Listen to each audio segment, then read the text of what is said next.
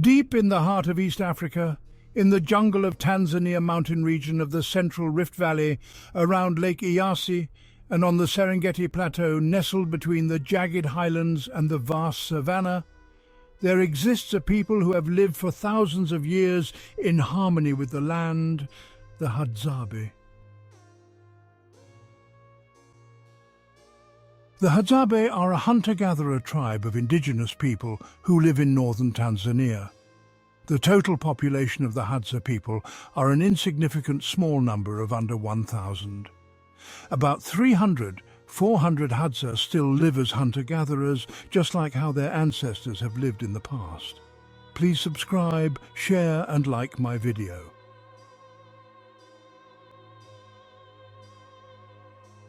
For generations, the Hadzabe have followed the rhythms of the earth. They are one of the last true hunter-gatherer societies left on the planet, nomadic, resilient and intimately connected to the wild. The Hadza aren't closely related to any other people. They are a very rare, isolate tribe. With no permanent settlement, no farming, no factories, their lives revolve around the hunt. They are masters of survival in one of the harshest environments on Earth. The Hadzabe people are nomadic hunter-gatherers. They rely on wild animals, honey, berries and plants for food. They hunt with bows and arrows, and their diet includes animals like wild game, such as antelope, as well as smaller creatures and birds. They also gather wild fruits, tubers and honey. Honey hunting is especially important to them, and they are known for their ability to extract honey from wild beehives, often without using tools other than their hands and fire. The Hadzabe live in small mobile groups or bands, usually consisting of about 20 to 30 individuals, and they move frequently to follow food sources. The few Hadza people that still live as full-time hunter-gatherers have little knowledge of the outside world, to the point they have no idea what the world is like outside their living boundaries. Decisions are made through consensus, and leadership is typically informal and situational, often based on experience or skills. There are no formal chiefs or rulers. Elders and experienced hunters often hold a respected status, but they don't hold power over others. The Hadzabe speak the Hadzabe language, which is part of the Khoisan language family, related to the languages spoken by other indigenous groups in southern Africa. This language is known for its use of click consonants, which are a hallmark feature of Khoisan languages. The Hadzabe are surrounded by other ethnic groups, such as the Datoga and the Maasai, and many of them also speak Swahili, Tanzania's official language, in addition to their own. The Hadzabe believe in spiritual forces and engage in rituals that are tied to the natural world.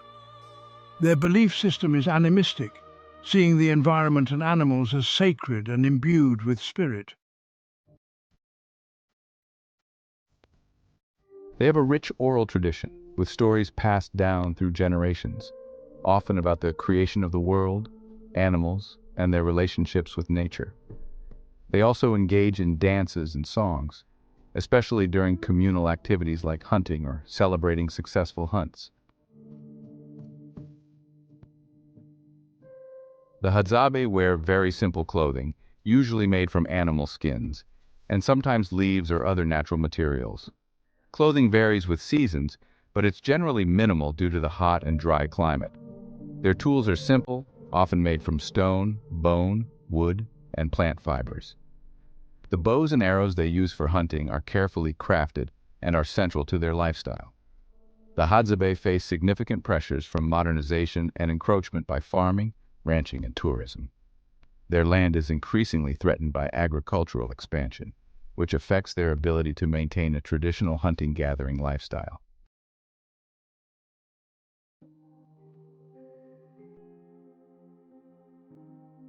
For over 10,000 years, the Hadzabe have walked the earth, their way of life a living testament to humanity's ancient past.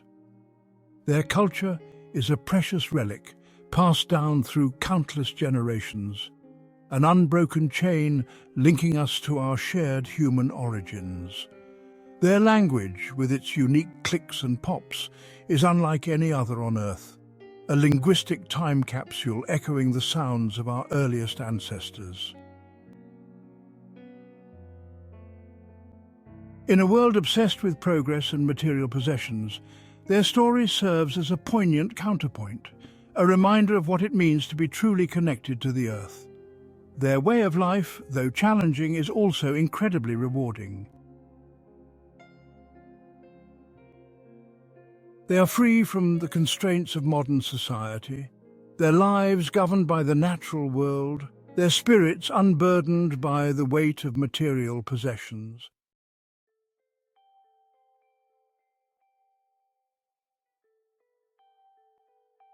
The Hadzabe are often considered to be one of the oldest continuous communities in human history. Studies suggest that their way of life has been relatively unchanged for thousands of years, making them an important group in the study of human evolution and cultural anthropology. Their lifestyle offers insights into pre-agricultural societies, and they are one of the few groups remaining that can be seen as a living example of early human social and survival strategies. As the first rays of dawn creep over the horizon, bathing the savannah in a warm golden light, the Hadzabe awaken, their lives governed by the natural cycles of day and night. The men gather their bows and arrows, their movements honed by generations of hunting tradition. Women prepare for the day's gathering, their baskets poised to receive nature's bounty. Children chase each other through the tall grasses, their laughter echoing through the savannah. There's a deep connection to the land in every aspect of their lives.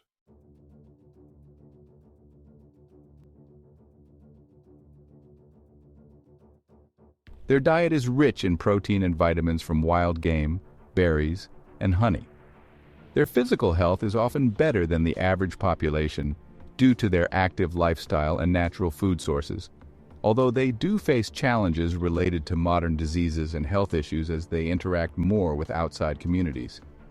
In sum, the Hadzabe tribe represents a fascinating example of a community that has retained its traditional ways for thousands of years, relying on skills and knowledge passed down through generations to survive in the harsh environment of northern Tanzania.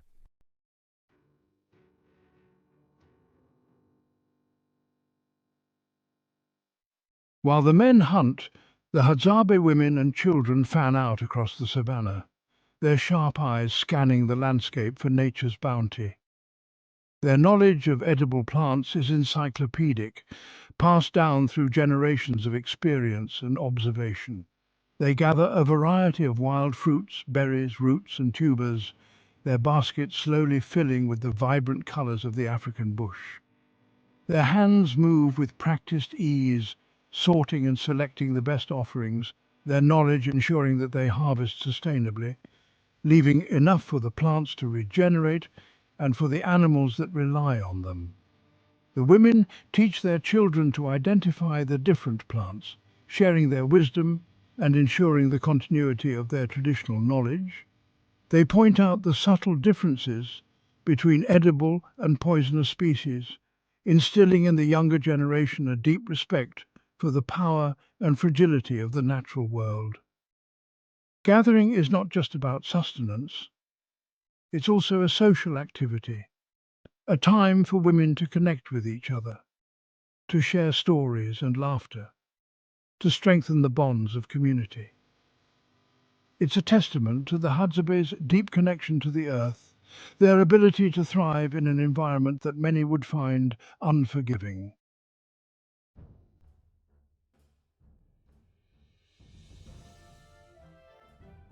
One of the most prized treasures of the Hadzabe diet is honey, a sweet and energy-rich food that is highly sought after. Honey hunting is an art form, a delicate dance between man and bee, a testament to the Hadzabe's deep understanding of the natural world. Using smoke to calm the bees, the Hadzabe honey hunters climb tall trees, their agility and fearlessness a sight to behold. They carefully extract the honeycombs, leaving enough behind to ensure the survival of the bee colony. The honey, dripping with golden sweetness, is a testament to their bravery and skill. Honey is more than just a food source for the Hadzabe. It's a symbol of their connection to the land, a gift from the gods. It's enjoyed raw, mixed with water, or used to sweeten other foods. The honey harvest is a time for celebration, a time to give thanks for the bounty of nature. The Hadzabe's relationship with bees is a testament to their sustainable practices. They understand that their own survival is intertwined with the health of the ecosystem. This harmonious coexistence with nature is a lesson that the modern world would do well to learn.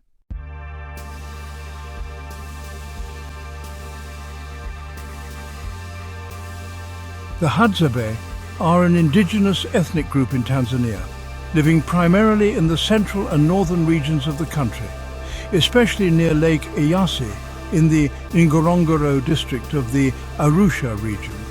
They are one of the last remaining groups in Africa to practice a traditional hunter-gatherer lifestyle.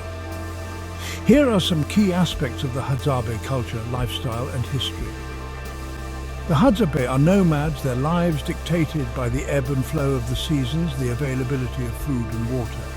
They move their camps frequently, their possessions few and easily transportable, their footprint on the land light and ephemeral. Their nomadic lifestyle is a testament to their adaptability, their ability to thrive in a constantly changing environment. They are not tied to any one place. Their sense of home rooted in the land itself, in the rhythm of the seasons, in the cycle of life and death that plays out on the savannah. When the resources of an area become depleted, the Hadzabe simply pack up their few belongings and move on, their movements guided by an innate understanding of the land and its rhythms. They leave behind no trace of their presence, their impact on the environment minimal. This nomadic lifestyle is essential to the Hadzabe's survival, allowing them to live in balance with nature, taking only what they need and leaving enough for the ecosystem to regenerate.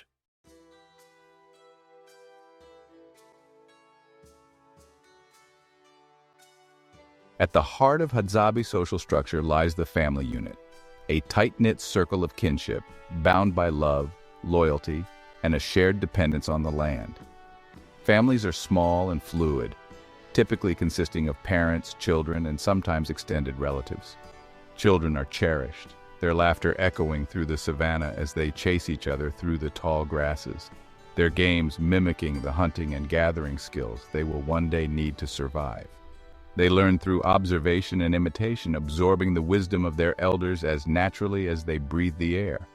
Within the family unit, there's a clear division of labor, rooted in practicality and necessity. Men, skilled hunters with an intimate knowledge of animal behavior, provide the majority of the meat. Women, their wisdom rooted in the earth, gather the fruits, berries, and roots that form the backbone of the Hadzabe diet.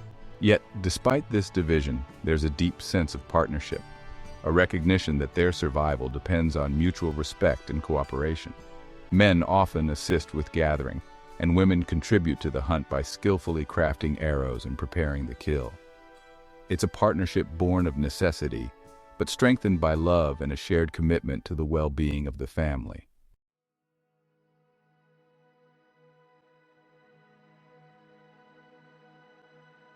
Voices of experience, the role of elders in Hadzabe society. In a society where knowledge is passed down orally from one generation to the next, elders hold a place of deep respect. They are the keepers of history, the living libraries of Hadzabe culture, their memories a treasure trove of hunting techniques, gathering secrets and ancient stories that connect the present to the past. Their wisdom, gleaned from years of observing the rhythms of nature and the nuances of human behavior, is invaluable. They are the ones who teach the younger generation how to track a wounded antelope, how to identify edible plants, how to read the subtle signs of a changing season. But their role extends far beyond the practicalities of survival. Elders are the storytellers, the keepers of the Hadzabe's rich oral tradition. Around flickering campfires, as the stars begin to paint the night sky, they weave tales of brave hunters, wise gatherers, and mischievous spirits that inhabit the land. These stories, passed down through countless generations, are more than just entertainment. They are the threads that hold the fabric of Hadzabe culture together, transmitting values, beliefs, and a profound understanding of the interconnectedness of all living things.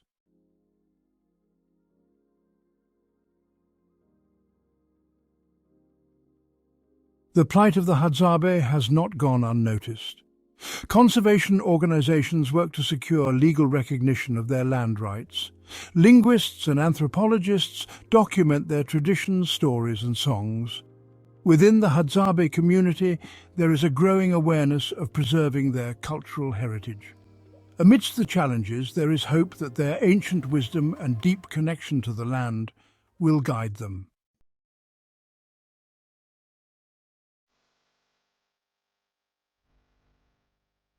To spend time with the Hadzabe is to witness a way of life unchanged for millennia. Their existence offers a glimpse into humanity's deep past, a time of intimate relationship with nature.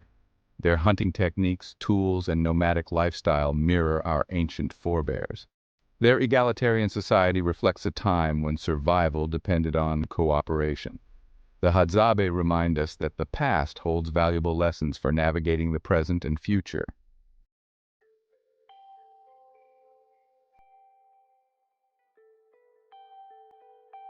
The Hadzabe's isolation and cultural continuity make them a subject of scientific interest.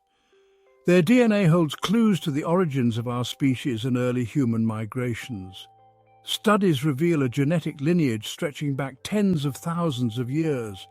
Their genetic diversity provides valuable insights into human evolution and health. Understanding the Hadzabe genome could lead to breakthroughs benefiting all of humankind.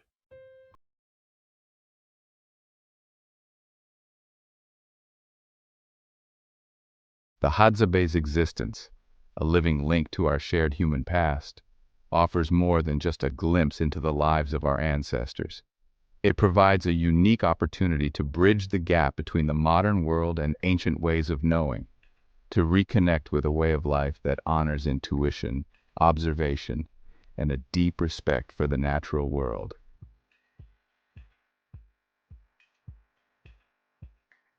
In a world increasingly dominated by technology where information is readily available at our fingertips, the Hadzabe remind us of the power of experiential learning, of knowledge acquired through direct observation, through trial and error, through the accumulated wisdom of generations. Their hunting techniques, for example, are not learned from textbooks or YouTube videos, but through years of apprenticeship, of watching and learning from experienced hunters, of developing an intimate understanding of animal behavior, of honing instincts that are as much art as they are skill.